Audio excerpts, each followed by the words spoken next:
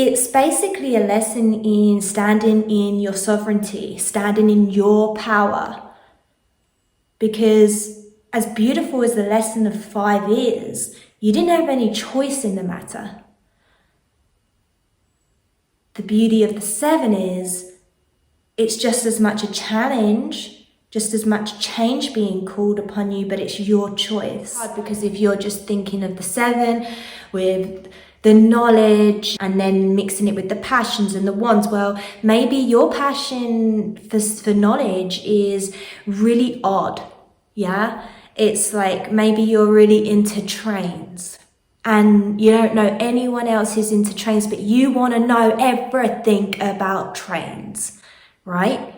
And other people just think, why would you waste your time learning about trains? And then you sort of go like, yeah, I should be learning about like, you know, more helpful things. You don't make the decision to say, I'm passionate about this once, so I'm going to make the decision, 7, to study about trains, because that's my passion once.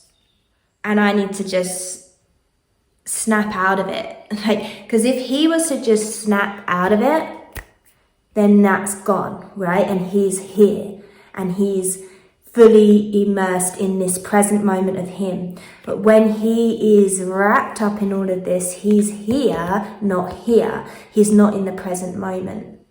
He's living in the fears and the dreams, so he's not being present.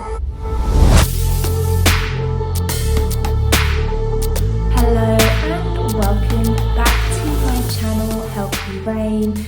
Today I'm finally going to continue the numerology series that I started I think 2 years ago, and I've done 2 numbers. But yeah, this is going through the tarot and what the energies of just the numbers alone mean, and yeah, how you can use them to benefit your tarot readings. Because man, I don't know where my tarot reading would be without numerology. I'm always looking at the numbers, and I'm always looking as well at the elements, and then obviously you have the card meanings as well, and of course most importantly your intuition. Let's get into it. First I will go over the numerology sort of meaning or keywords that I sort of associate with the number 7. The first would be a spiritual seeker or knowledge seeker. Solidarity. This is someone who's it's an energy, not necessarily someone who's very comfortable in their own company. But also if you come into tarot, it's decisions, and that's a word that comes up a lot when I'm looking at number 7 with the tarot. 7 holds the energy of the mystic and the mystical, and we can see that it's a very kind of powerful, sacred number. We have the 7 chakras, we have the 7 heavens, but when I'm looking at it from a numerology perspective and I see, say, in somebody's numerology chart that there is a 7, there'll be something kind of, you know, mystical about this person, this mystery about them, in that aspect of where it's showing up in the chart, and it can really draw people in as they are natural knowledge seekers. They love to learn, and they're very open-minded in always sort of seeking more, wanting to understand more, wanting to dive deeper, wanting to investigate. And that you'll see all these sort of words that I'm throwing at you now, just for the meaning of number 7 in numerology, you do see it show up in these cards. So they're always sort of wanting to dig and know more and know more, and there's almost like no satisfying that appetite for them, because it's endless. And it kind of reminds me a bit of Rahu I don't know if any of you have ever studied or understand the basics of Vedic astrology, but Rahu, like the myth around it is it's a dragon's head or a serpent's head without a body. So it just wants to feed, but it has no body to ever feel satiated or ever feel full. And I think when it comes to seeking of knowledge and understanding, that is the seven. There's always this energy with seven of wanting to know more. It's a very like loner type number because they're so invested in whatever it is they're pursuing and trying to understand that they can sort of lose track of the outside world. And I think as well, that's where it becomes a very spiritual number, because it's all about this inner knowing, this inner understanding, wanting to sort of scratch this inner urge to understand the self and the world, but not necessarily something that's attached to the physical realm.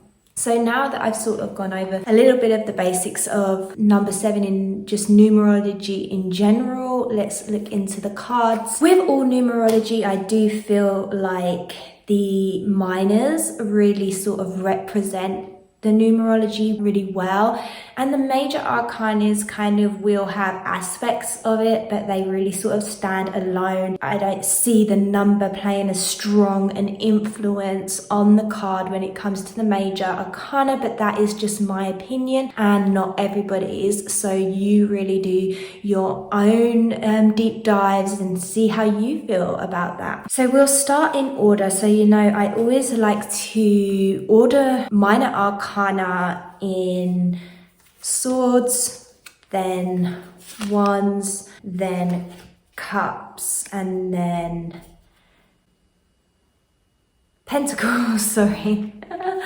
I've not had my lunch yet, so I'm a bit slow on the response there, clearly. And I'll just quickly go over that because in my mind, this is how the cards manifest and this is how I see the cycle of these elements. Because first I think we'll have the thought, the swords, and then we'll put the action in, the desire, the passion, which is the wands, and then we will nurture that creation, that passion, that desire until it manifests. Okay, so that is the logic behind my ordering. But I know a lot of people in a lot of books that I've read, they order the elements completely differently. So it's like whatever works for you, go with your system. If you watched my other numerology videos, you would remember me talking about the even and odd numbers being the in and out breath. I will be putting my other numerology videos in the iCard above, so definitely check those out. This is an odd number, so it's definitely an in breath. And the reason that it's always good to sort of just see at first glance at a number, okay, is this an even number or an odd number? Is it an in breath or an out breath? Because if it's an even number, it's an out breath. And when we breathe out, it's a relaxing feeling, it's a letting go feeling, right? It's a settled kind of energy. When we breathe in, it's a embracing yourself, like bracing yourself, you're preparing for something, you're ready to go, right? Breathe in, let's do this kind of energy. So it's more of an active energy. So just alone, you can see with the sevens that this is a very active energy, and you might think like, well, it doesn't seem active. They're really into studying and knowledge and all this, but that is active. It's an active mind. It's this active, like always wanting to dig deeper, always wanting to know more. That is very coherent with it being a in-breath number. So before I actually go into the individual cards, I did want to sort of mention how when I spoke about the fives, they're kind of like the dreaded cards. I feel like the fives have the most sort of negative vibe around them. But of course, you shouldn't really ever see any cards all as negative or all as positive. But the sevens, I feel like, come a close second to that. And notice how they're both these odd numbers, and they're both that in breath, the bracing energy. And you'd think like, okay, well, I've gone through the five, which is change, right? The big word for five is change. Like something's got to change. And that means being sort of faced with something that's uncomfortable and pushing through that, and maybe going through something hard so we can learn the lessons, and so that in turn we can change. And then we move into that six energy, which is a really beautiful, nurturing energy. So then you'd think, well, I've just come from that six, which is that nurturing energy. So how the hell do I get to seven, which starts to feel a little bit more confronting and negative, like the fives do? You're sort of, again, like slapped with that energy, and you think, wow, I only just come out of the fives, and then I got like coddled and held by the six, and now I'm like, oh, back into this energy. And it's kind of like you learned the lessons and you made the change in the five, right? And then you was kind of nurtured and held and coddled with the six. You know, you did it, well done you. But the seven comes up as like, okay, everything's going dandy and great with the six, right? But the seven comes in as that fork in the road, right? Where you can sort of, okay, keep going down this path, or do I want to challenge myself and maybe try something different? That's what that seven energy is. And that's why with the tarot, I see it's very often linked with the keyword decision, because the fork in the roads come up and it's like, well, now I need to make a decision, right? So it's that higher octave of the five, because the five is like, well, shit's hit the fan and I don't have any choice but to change. Stuff's just happening, and I have to, live with it, react to it, change. I don't have a choice, but it's for the higher good. It's for my best interest. And that's how we got to the beautiful six, right? Because that change was forced upon us because it needed to happen, right? But the seven comes in with, it's that same kind of punch, but it's like, well, you decide, right? That fork in the road, you decide. It's not, you have to change, this is happening. It's, you decide to change.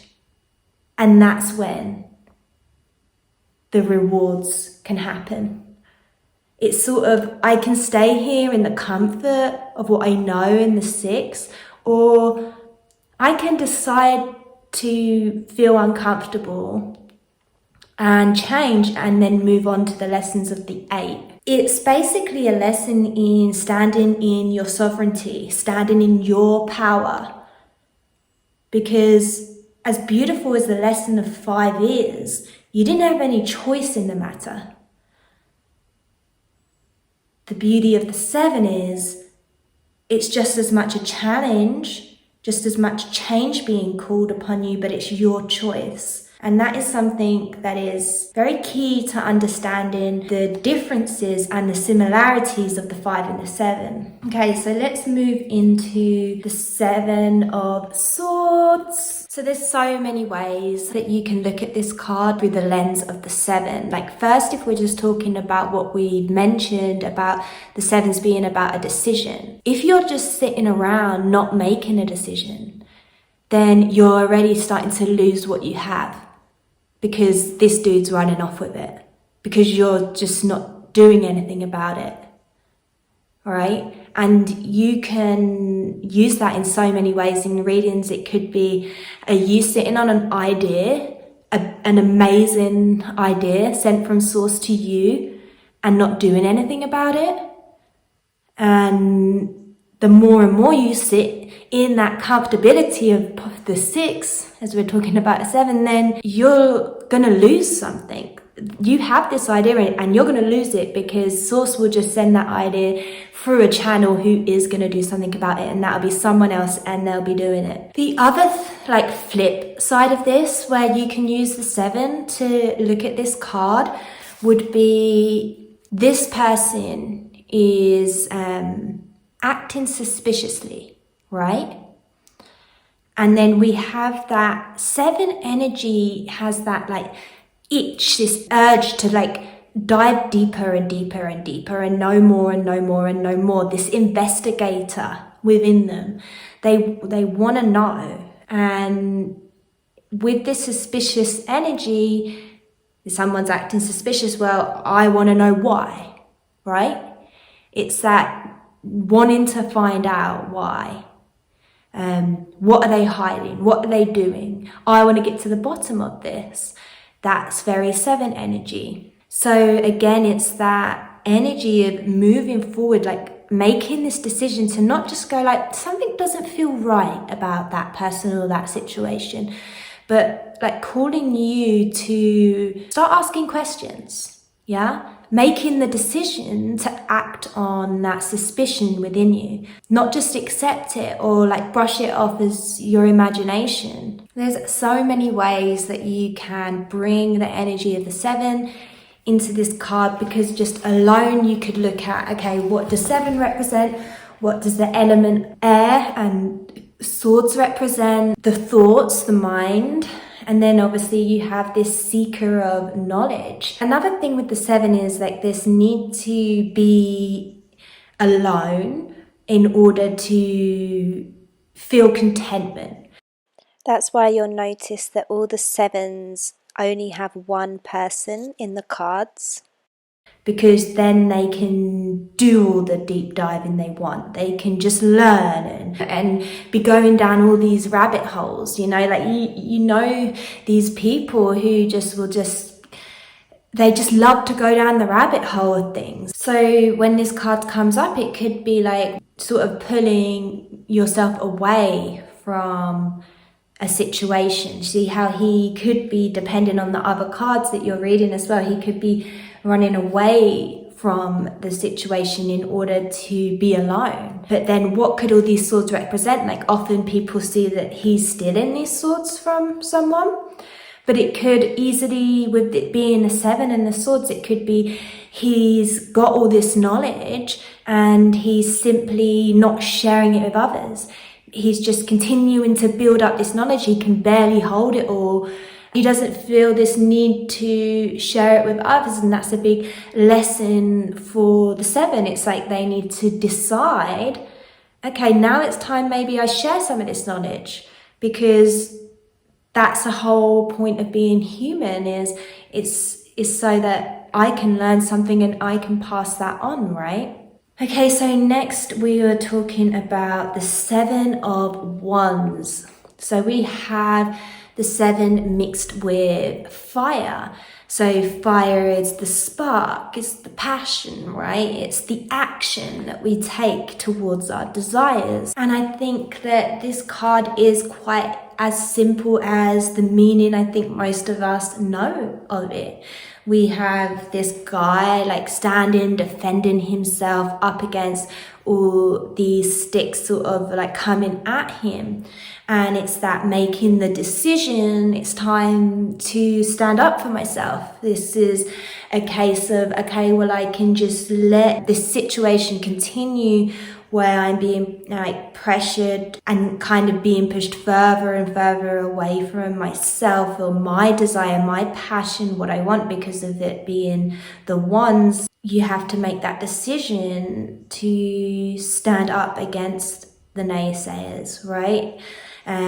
Stand up against whatever it is that's holding you back, because the otherwise that can, again, like we said with the swords, be taken from you. Like your idea can be taken from you in the swords. Well, this could be your opportunity, could be taken from you. So sometimes we have the urge to do something at the time, or an opportunity comes up at the time, and we might feel these pressures against us. Okay, I won't do that right now, but this is my fork in the road, right? I need to stand up. I need to defend myself here so that my opportunity to act is not missed, is not lost. It could simply be like if you was doing a career reading for someone of like, I won't go for the dream job this time because actually like in my workplace, like my friend wants to go for it and like I really want them to be happy and I know that's something they really want, but you really want it too. But you're gonna kind of hold back. You're not gonna make a decision to decide to go for that job because you don't want to upset the others, right?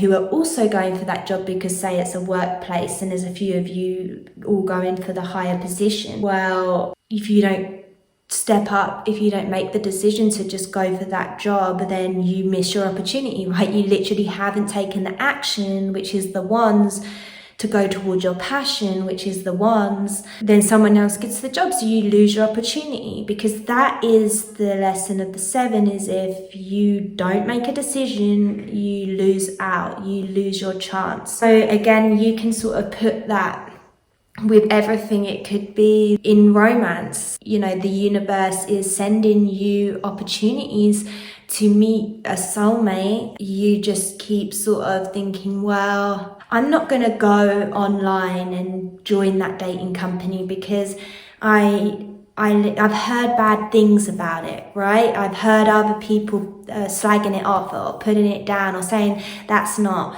where you're ever going to meet a soulmate. So I just listen to them and then I don't go online and then I miss my opportunity for love, right? Because I didn't put the action in to get my desire and what I'm passionate about getting. So I didn't make the decision to stand up for myself in that situation. So you can really sort of work that concept with any kind of question. And I'm sure there's so many other ways that you can look at this card, because if you're just thinking of the 7 with the knowledge and then mixing it with the passions and the wands, well, maybe your passion for knowledge is really odd, yeah? It's like maybe you're really into trains and you don't know anyone else who's into trains, but you want to know everything about trains, right? And other people just think, why would you waste your time learning about trains? That's all these people, like, there's so much more important stuff in the world to be worried about, to be learning about, and you want to spend hours of your week learning about trains. You want to go to train conventions. You want to do that stuff. Why? And then you sort of go like, yeah, I should be learning about, like, you know, more helpful things, and it doesn't matter that I'm passionate about this, I guess. So you don't make the decision to say, I'm passionate about this once, so I'm going to make the decision, 7, to study about trains, because that's my passion once. Okay? So many ways, again, just using the element and using the number to help. So next we have the 7 of Cups. Okay, so I feel like the Cups energy really kind of switches up the meanings that we've had a bit of a theme so far. But like the decision made in the 7 of Cups is kind of different. So the Cups is our emotions, right?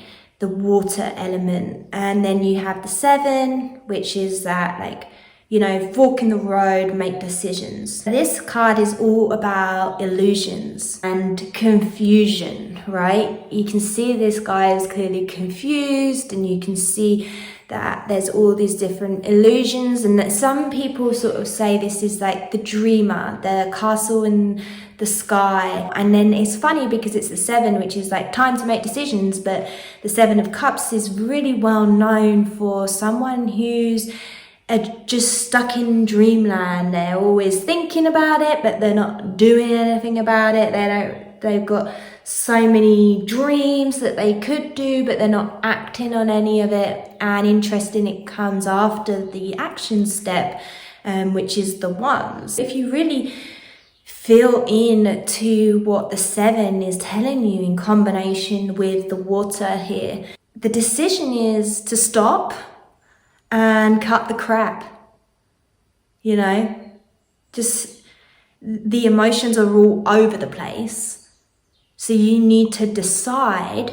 They're all over the place because there's so much going on that you now need to decide to just stop and cut the crap. It's calling you to wrap up the old programming and end the cycle. The fact that the cups are an illusion, so it's showing that the emotion is not, it's almost not a part of you, because like if you look, he is completely separate.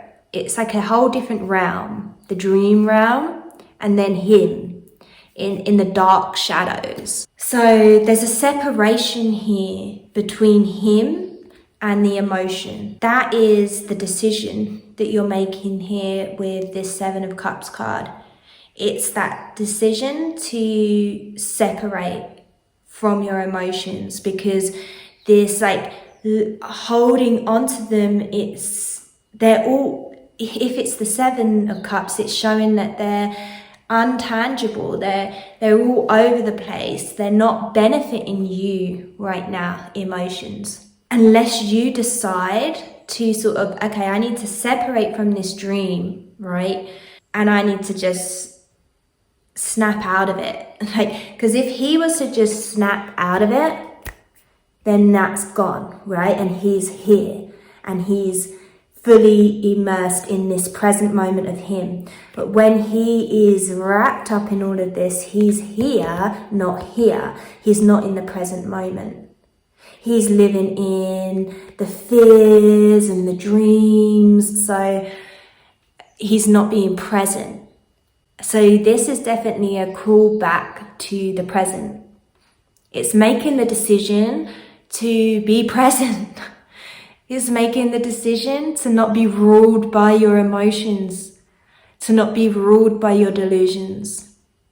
And then if you kind of think like we're not doing the 8s, but what's coming after the 7 of Cups is the 8 of Cups.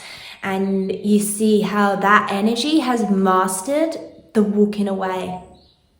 Because they've already done it. They've already done the biggest thing, which is walking away from their ideals, their fears, because all of that is wrapped up in this. Because you know, some of these cups are dreams and ideals, and some of these cups are fears and nightmares, right? It's having so much focus on the emotional fear state and the emotional like need for pleasure. You're not in your present moment. You're not present in your life enough. And there's caused this separation. It's put you in this darkness where you're not participating in your life anymore. And if you look at the 8 of Cups, you're in a position now where you can walk away from something that you've built up and is working and is amazing, and still trust that, like, because there's no attachment. That's the beautiful thing about the 8 of Cups, is there's no attachment to it. And that's because you've gone through the 7 of Cups where you've already just let go of the ideals and the fears. And that's actually the harder work here. And you made the decision, number 7, to walk away from the emotional attachments that you see here. And just by making that decision, then you're able to become a master of it, which you see in the 8 of Cups. What a lot of people read this card as is, the dreamer and, someone who has a lot of options, right? But it's only true if they make the big decision to detach from the emotion that they have a lot of options. Because when they're staying here in the dreamer state, they ain't present in their life. They're not doing anything. I don't know, I feel like some people see this card with so much optimism. And I think it's actually a very challenging card, and it's one of the cards that really challenges our attachment to our emotions, to our fears, to our desires.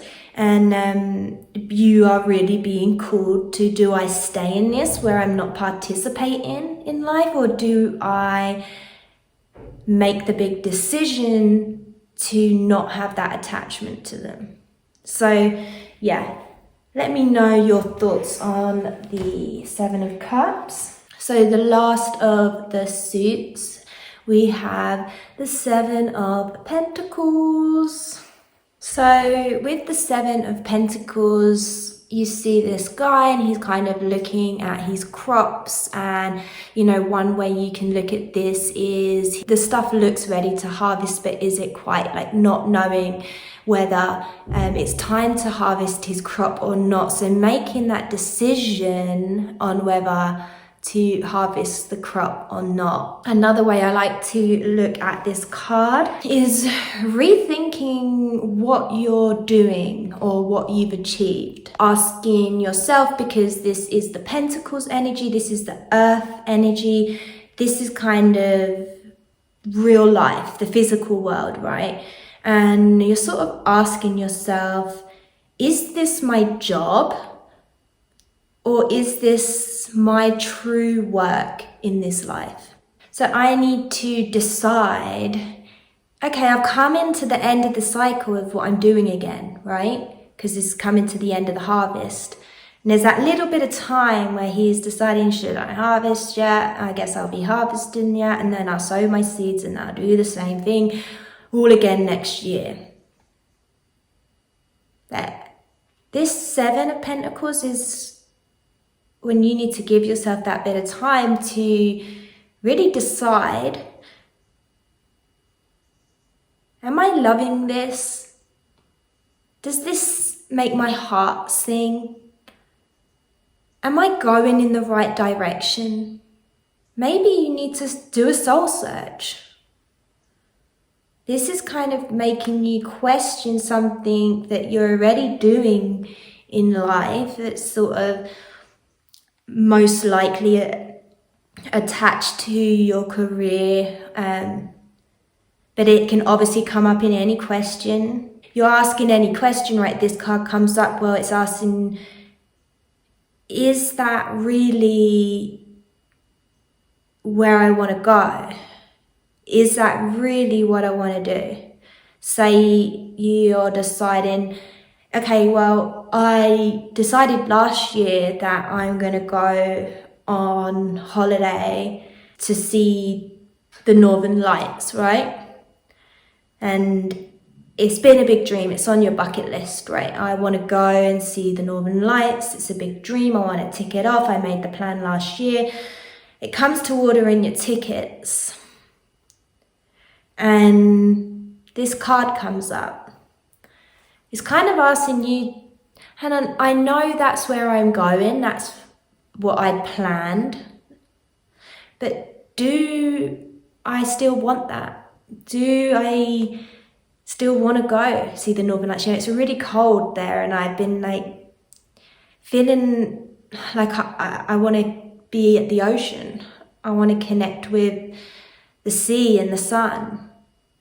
So maybe I don't really want to go there, even though I've built myself up to this point, because this is that you've nurtured this plant to the point of harvest, right?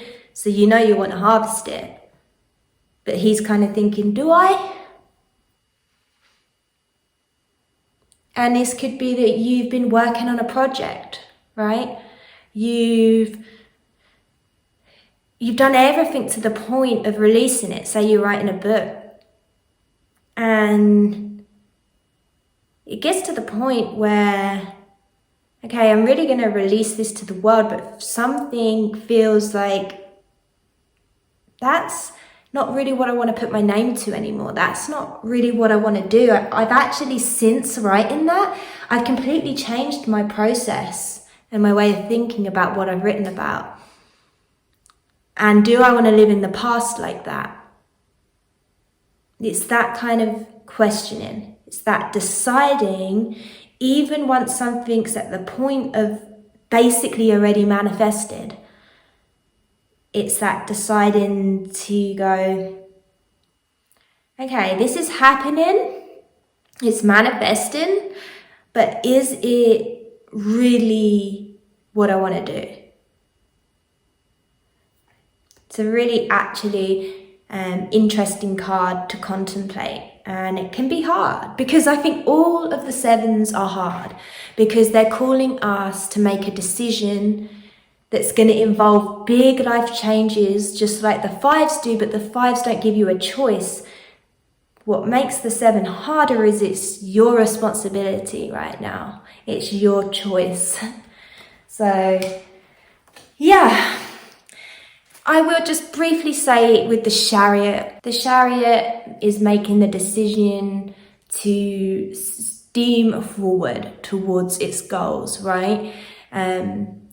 Everything the Chariot's doing, and wherever the Chariot shows up, they're leading the way because it's their decision. And I think that's where we see the seven really show up in the Chariot.